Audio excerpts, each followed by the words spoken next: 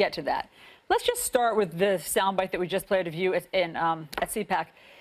You say many in the media love mass shootings. You guys love it.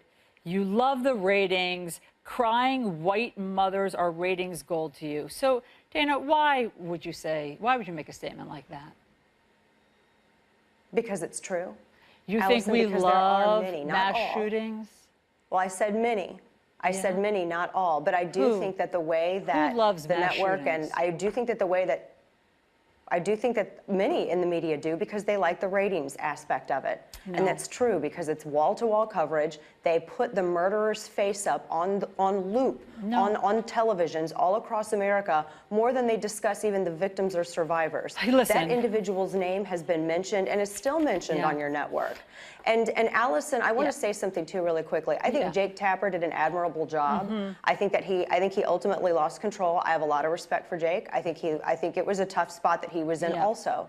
But I do think that maybe perhaps the way that the network was hosting this discussion, it didn't seem that the network perhaps intended for it to be geared towards discussing solutions, which I get it, emotions are high, and it's awful. I mean, it's not even barely been a week ago. But I really want to have that discussion as to what we can do to stop this in the future. That's why we had the town hall. So listen, that's why we had lawmakers there, so that the kids could pose questions directly to them. But Dana, it's just malicious, actually, that you would say that. I don't know anybody in the media who likes mass shootings. You're wrong on every single level. We pray that there's never another one. And the idea of them being ratings gold. Hold on, Dana, let me answer this. I have to. You just made a malicious statement, and I have to respond.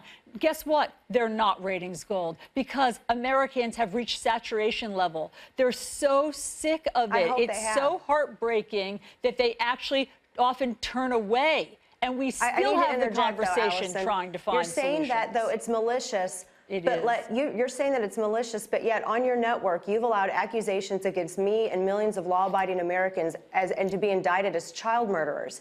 I've watched you, Allison, on your program at this very time slot, and you've allowed that to stand uncorrected on your network. You've allowed it to stand uncorrected on your network. If you want to have a discussion of maliciousness, it's not true. But I don't want to get here, Allison, though, to go back and forth with you. It is true. We have to be fact-based. Coverage. No, you've allowed the accusations to stand, Allison. Please follow what I'm saying. You've allowed the accusations to stand. I don't believe you. And I don't believe you. You've done nothing to correct that.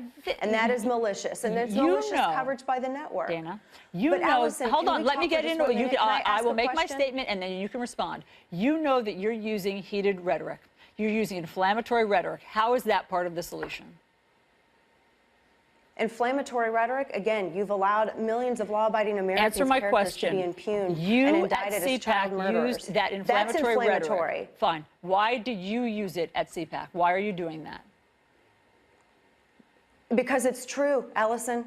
And maybe the truth hurts, but it's true, particularly with the way that many in media have covered this. That's just not true. How dare you?